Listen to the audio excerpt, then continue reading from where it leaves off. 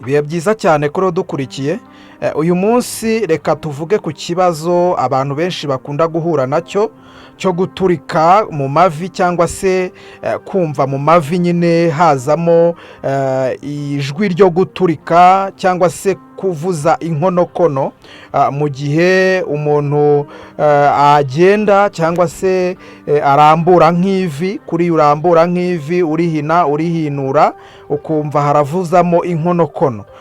Ushobora kuba rero ukunda kwibaza uti ibi bintu uko bikunda kumbaho utese ntabwo nshobora kuzahura n'ikibazo cyo mu mavi, ugasanga ubifiteho gushidikanya kwinshi. Hari n'abo bibaho ugasanga nta n'ububabare bundi umuntu yumva ariko ukumva mu mavi haraturagurika, cyangwa se hari n'abatangiye kumva haturagurika nk'uko nguko izo nkonokono zivuza, ariko ugasanga n'ububabare barabwumva, cyane cyane mu gihe bakoze nk'urugendo, igihe wakoze urugendo ugenda hanyuma waza kuza kugira ngo urambure amavi ukumva amavi araturagurika cyane, cyangwa se urumvamo ijwi ry'inkonokono. Iki kinyarwanda nkoresheje ntabwo ari ubwa mbere ushobora kuba ucyumvise. Icyo bita inkonokono ni kuriya uhina ivi, warihinura ukumva havuzemo akantu kameze nko guturika. Rero benshi babyibazaho, benshi bibashyira mu rujijo bavuga ese iki ntago cyaba ari ikibazo cyangwa se ntago cyaba ari ikimenyetso cyerekana ko mu mavi nshobora kuba ngiye guhura n'ikibazo. Muri iyi video rero reka turebe impamvu ishobora gutuma umuntu mu mavi ye havuzamo inkonokono, niturangiza tunarebe ese ntacyo bishobora kuba bigaragaza ko umuntu agiye kurwara indwara zifata mu mavi. Ese ni iki kiba kigiye kubaho mu gihe umuntu muri make amavi ye yumvamo inkonokono zivuza igihe cyose arambuye amavi? Muri iki kiganiro reka tubirebe, hanyuma turaza no kureba imiti ushobora kwifashisha icyo kibazo kikarangira niba ujya wumva bivuza inkonokono mu mavi, kuko akenshi bishobora kuba biri kubaho ariko ari ikimenyetso kiranga ko ushobora kuba ugiye guhura n'ikibazo cyo kuba amavuta aba hagati y'amavi yombi ashobora kuba atangira kuzamo imyuka ndetse na gaze, bigatuma utangira guhura n'icyo kibazo kandi bikaba byatuma urwara mu mavi. Ngiye tugiye kubana muri iyi video, ndi Nathanael Fiabora, nkusabye gukora subscribe niba waramaze kuyikora kandi ndagushimye cyane. Niba utarayikora reba aho n'ubundi handitse subscribe hakore, nurangiza ufungura akazogera kugira ngo igihe cyose dushyizeho ikiganiro ujye ubasha guhita ubona notification y'ikiganiro, kugira ngo ujye ugenda ubana natwe mu biganiro tugenda tukugezaho igihe cyose. Mbibutsa ko rero gukora like, share ndetse na comment ya video igihe cyose uyirebye nabyo ni iby'agaciro kandi biratunezeza. Akenshi iyo tubonye nk'umuntu wanditse igitekerezo cye muri komenti, barahari benshi bari kwandika bakatubwira ibyifuzo byabo, bakatubwira ibibazo bafite tukabasubiza. Hari n'abari kunyura kuri WhatsApp bakatwandikira. Bari abantu rwose namwe nshimishwa nuko namwe musubizwa kandi bikagenda neza cyane. Ibyo biduha imbaraga zo kugumya gukora ndetse no kubaha ibintu byiza kandi byizewe bifite ubuhamya rwose, ni byiza cyane. Rero mubane natwe hanyuma twivugire kuri iki kibazo gikunda kubaho, aho usanga umuntu rwose ahura n'ububabare bwo mu mavi cyangwa se kumva mu mavi haraturagurika, wumvamo inkonokono. Ibyo byose rero biba bifite icyo bisobanuye. Ikaze. Ubundi ikintu cyo kumva inkonokono zivuga mu mavi yawe cyangwa se kuriya urambura amavi ukumva harimo haraturagurika ukuntu wumvamo amajwi y'inkonokono, akenshi biba byatewe n'impamvu zitandukanye. Ikintu cya mbere kiba cyabayeho ni imikorere y'amaraso ndetse n'imyunyungugu mu ngingo, ibyitwa calcium ndetse n'iriya myunyungugu yindi, calcium, potassium. Iriya myunyungugu iyo yatangiye kubura nibwo habaho kuba iriya mitsi ifatanya amagufa, ifatanya igufa n'irindi, itangira kugenda yangirika. Igenda yangirika gute? Ibaho kubyimba, hanyuma imikaya ifashe igufa, ifashe nyine amagufa, igatangira gusa nk'aho irekuranye. Kuriya kurekurana amagufa nayo ubwayo asa nk'aho abaye nk'aho ataye konsantarasiyo, uburyo yari ameze afatanye, bigasa nk'aho nyine ya mikaya yarekuye, hanyuma ugasanga umuntu aratangira kumva ziriya nkonokono zivuga mu mavi. Ibyo bintu rero bikunda kubaho, bigatuma umuntu yumva inkonokono mu mavi zivuza mu gihe cyose urambuye amavi cyangwa se uhinuye ukuguru ukumva birakocotse ukuntu. Ikindi kintu gishobora gutuma umuntu yumva inkonokono zivuga mu mavi ni ukugenda kw'imikaya ndetse n'uturemangingo dufashe ku ivi. Hari ukuntu iriya mikaya igenda igabanuka bitewe no kubura iyo myunyungugu. Iyi rigama rero uko igenda igabanuka, cyangwa se iyi mikaya uko igenda igabanuka ku ivi, kuri ariya magufa abiri ahuza ku ivi, bigenda bibaho nyine gutuma igihe cyose urambuye ukuguru wumva ijwi ry'inkonokono cyangwa se ijwi rivuga nk'aho ari uguturika. Akenshi bikunda kubaho ugasanga nta n'uburibwe umuntu afite, ariko uko byagenda kose biba biganisha kuzahura n'ikibazo mu gihe kiri imbere, kubera yuko uko umuntu agenda akura ni nako ari amavuta ari hagati y'amagufa yombi yo mu ivi, ari amavuta asa nk'aho ari mu kantu kameze nk'akabogisi, kuko nko hagati y'igufa n'irindi harimo akantu k'umwanya. Rero ikintu cy'ingenzi gikomeye cyane gituma umuntu atangira kumva mu mavi haturagurika cyangwa se yumvamo amajwi y'inkonokono, kariya kabogisi ari amavuta arimo, hari igihe hinjiramo umwuka. Iyo hinjiyemo umwuka utangira gusa nk'aho ubyaye gaze, hanyuma igihe cyose umuntu arambuye ivi cyangwa se igihe ahinnye ukuguru ukumva inkonokono ziravuga, ukumva nyine amajwi yo guturika ukuntu mu ivi. Icyo ni ikintu gikomeye kiri mu bintu bishobora gutuma umuntu yumva inkonokono zituragurika mu ivi, umuntu yumva mu mavi nyine yumvamo ariya majwi yo guturika.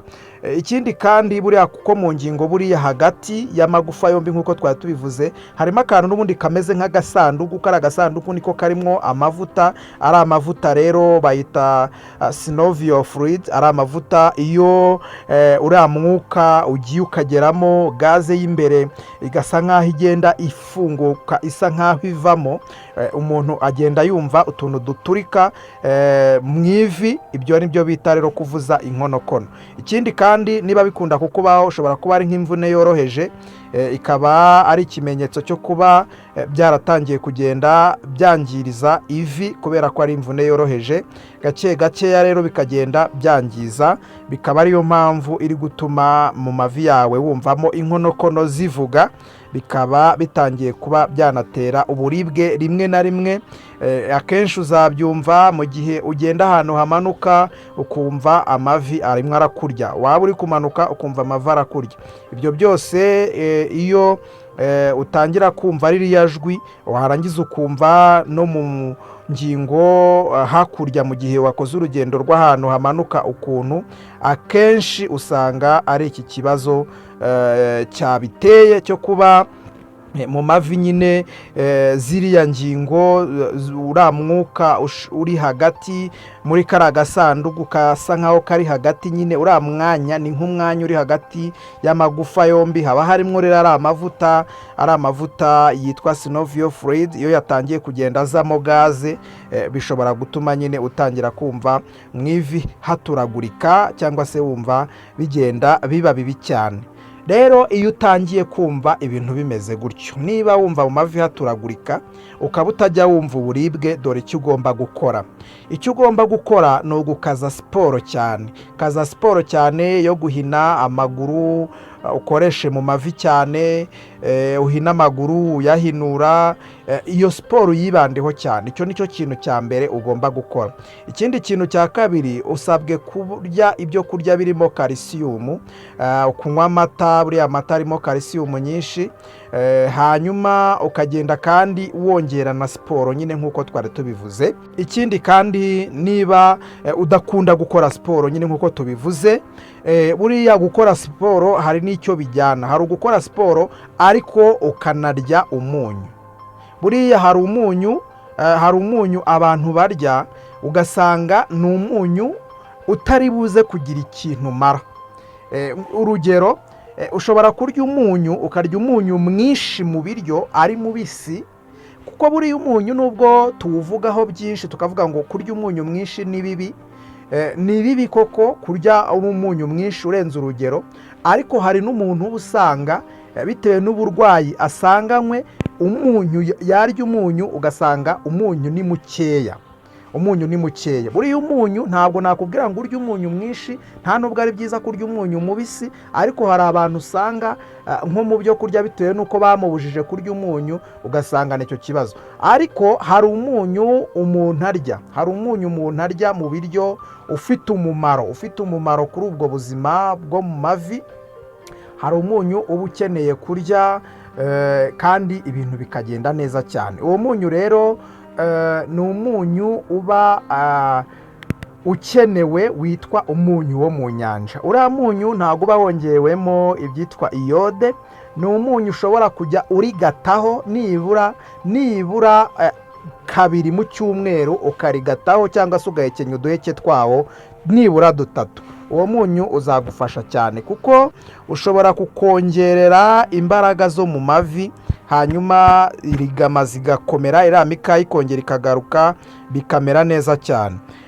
Niba rero ujya wumva iki kibazo cyo guturika ntabwo ntigigutere ubwoba cyane ngo wumve ko ari ikibazo, ikibi ni uko waba wumva hakurya no mu mavi hakakurya. Ariko niba hanakurya ujye ukoresha iki kimera cyitwa ngingojana.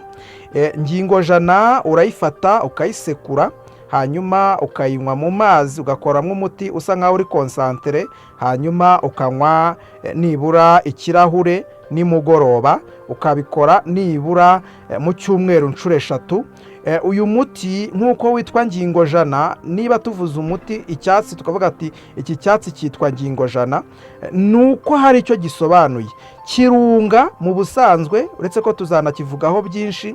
Iki cyatsi nk'uko uri kukibona ashobora kuba ari ubwa mbere ukibonye, ariko niba uzi neza ko ufite ikibazo cyo mu ivi rituragurika ukuntu kandi ukumva hanakurya, mu buryo bwo kugira ngo wongere volume y'iriya nyama cyangwa se ari amavuta ari hagati y'amagufa atuma hatangira guturagurika. Ikindi kandi kugira ngo wongere volume y'imikaya cyangwa se wongere uburyo imikaya ikomeramo, rwose uzakoresha iki kimera kizagufasha cyane. Ujye ugiteka nta kindi kintu ushyizemo, unywa uriya muti ubikore nibura mu cyumweru nibura nka 3. Ndabizi ko bizagufasha, bizakuvura.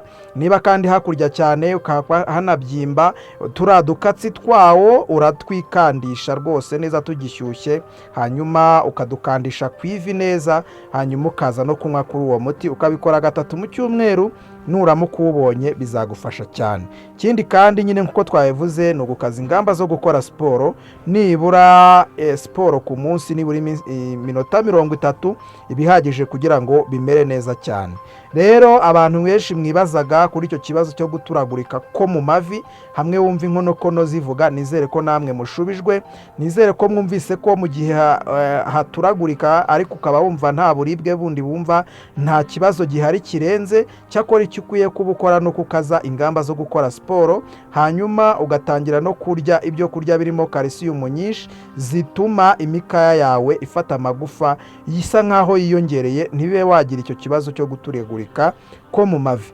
Ikindi kandi niba nawe wumva rwose haturagurika nk'uko ndetse ukanumva ubwo bubabare ku gihe wakoze urugendo rw'ahamanuka, ukumva mu mavi hakuriye cyane, nawe gerageza ubwo buryo tuvuze bw'umuti buzagufasha cyane.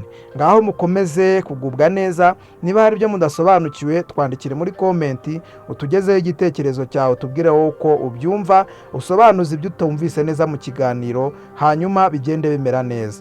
Ngaho kora kuri like kuri iyo video uri kureba, kora like rwose, hanyuma nurangiza uyisharinge ku bandi kugira ngo nabo bave mu rujijo rwo kumva iki kibazo, niba bajya bahura nacyo nabo babashe kuva mu rujijo. Ndabakunda cyane, mbifurije kugubwa neza, mbifurije amagara mazima kandi ibyiza byose ku kijyanye no kwivura ndabibifurije, mukire kandi murusheho kugubwa neza. Imana ibahe